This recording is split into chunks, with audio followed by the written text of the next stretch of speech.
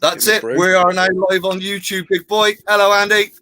Hello, Jay. How are you? Bloody great to see you, mate. You? As most of the wizards will know, you're still working. Yep. And we'll talk about your boys and what they're doing at the moment and what have you. But you have that luxury. I'm looking at the size of this place. You have the luxury of your own bloody range. Come on, show us the range. Where are you shooting? Oh, you git. You absolutely, I am so freaking envious. So what distance are you shooting at the moment? Just 18, 20 yards. Yeah. So. But you can get back plenty enough. Oh, yeah. I mean, we can go back to 70 meters there. Sugar. I fired at 50. And yeah, it's brilliant. It just gives you the opportunity to adjust your sights, get to know where your markings are, and learning that sight theory of bringing back on your stops actually on, because a lot of people don't realize the closer you bring your sight to your riser actually gives you more distance. Yes, it does. Yeah. So I was struggling to get from 50. Yeah. So I brought the sight closer to the riser, which is when I spoke to you, and then we managed to. I managed to hit the target, but I was hitting it. Let me just take you to the target. So I was hitting it down here, and had one go underneath, and then as I brought the sight into the riser, that's not me. That was someone else that was shooting on here earlier.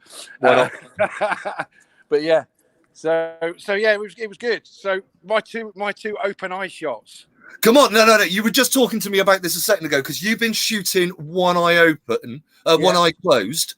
And today you actually started trying to do. And are those your two arrows with both eyes open? Yes. Bloody brilliant, man. First time I've ever shot both eyes open. I have been scoring in here.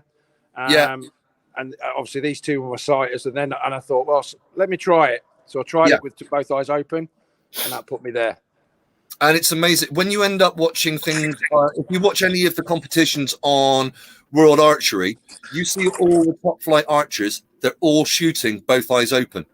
Yeah, and I did try it. I did try it when I first started. And back then it was bare bow. Yeah, I was firing. I was actually drawing with 3 fingers under.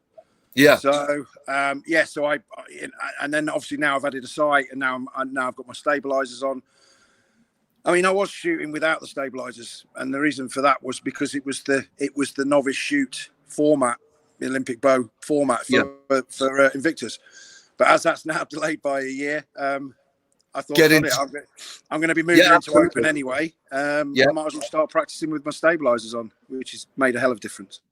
And I mean, I would always recommend to any recurve archer shoot both eyes open unless your eye dominance is different to your hand. I mean, you should always be shooting by your eye dominance, but some people are right-handed archers, but with a left eye dominance, and then that's going to take them out. I mean, I've seen, for example, Knocker, we had to swap his hand because his eye dominance was so heavily on his left eye.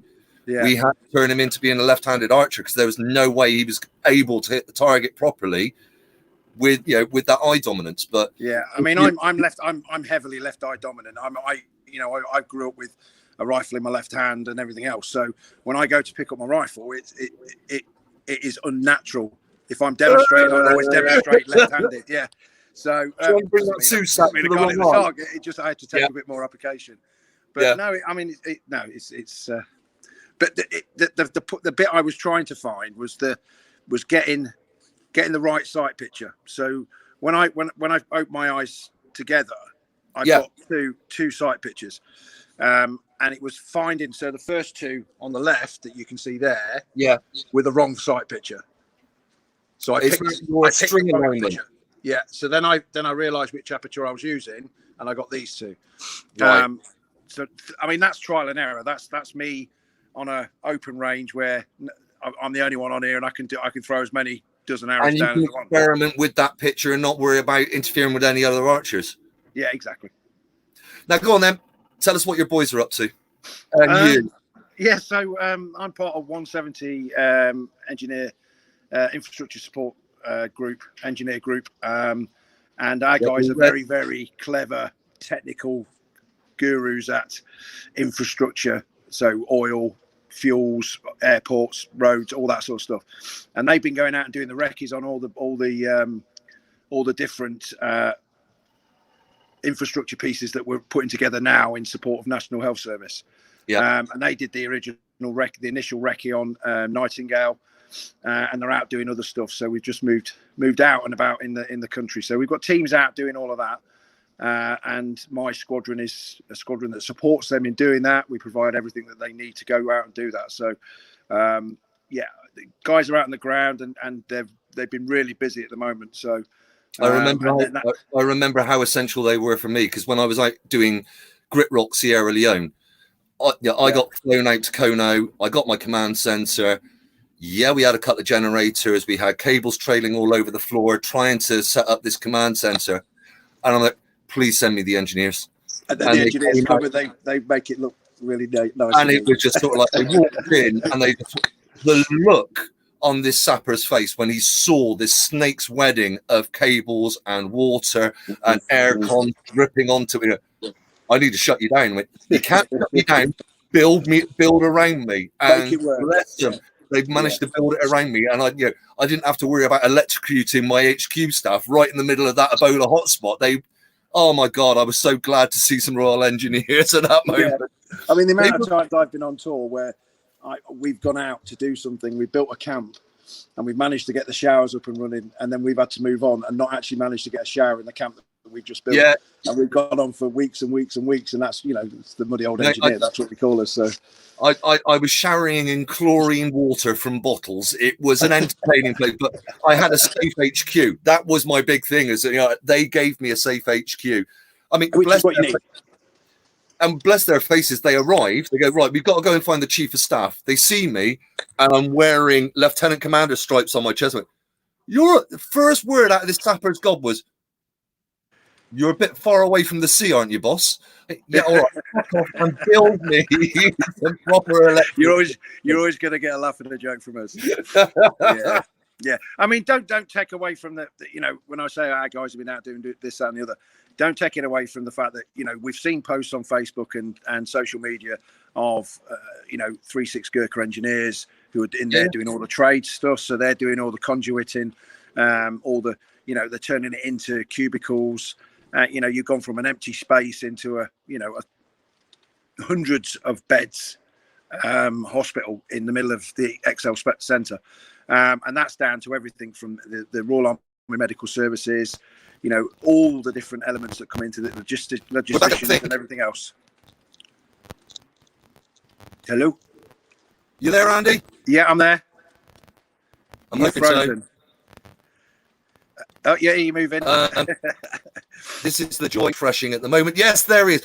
Sorry, this is the joys of Marina Wi-Fi. Yeah. But no, it's brilliant. And doing our own individual bits. Today, I ended up doing some social deliveries of cooked meals to vulnerable people in the local area. So one of the Marina Bar, what they've done is they've set up cooked meals for the vulnerable. So I've just spent the last 3 and a bit hours driving round, taking them out to the elderly. Oh my God, the looks on their faces when you turn up with a roast dinner for them in a tray. Been bloody brilliant. It's those little bits you can do. Yeah. How's the archery helping at the moment, though? Sorry? Does the archery help you, just keep your head together whilst you're doing all this stuff? It does, yeah. So I the position of command. You tend to be on the back end of a Skype call or a conference call or some sort of meeting, and my day seems to run more about meetings than anything else. And so in between those meetings, I'm walking across from my office to the hangar, and just throwing a few dozen arrows down and just de-stressing. We're all away from our families at the moment, so we don't tend to get home. So it is that release that we're getting.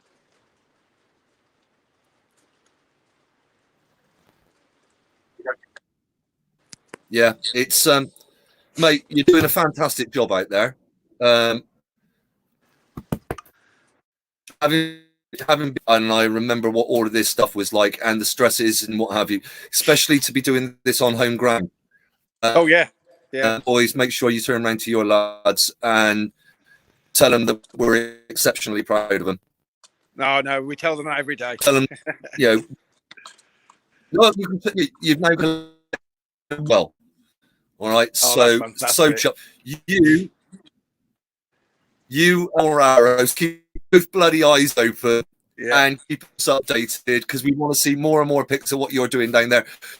You jammy git. Brilliant rain. It is. I'm very lucky. Keep on sticking pictures up for us, and then let's try and do some more of these so we can actually see other people's faces and how they're coping at the moment. But thanks so much, Andy. Hey, take care, and to all you wizards out there, stay safe. Remember, we're only a phone call away, and we're all here as one team, and we'll crack this one together. Take care, everyone. Take care, mate. Thanks again. Bye. Visit soon. Bye. Bye.